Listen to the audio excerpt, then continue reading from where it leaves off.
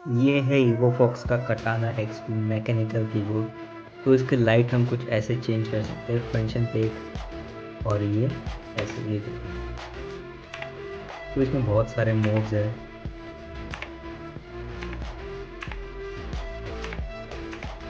हम इसकी ब्राइटनेस भी कम ज़्यादा कर सकते हैं, तो अभी डिक्रीज करें तो अभी इंक्रीज। और हाँ, इसकी स्पीड भी बढ़ा सकते हैं ऐसे ही करके।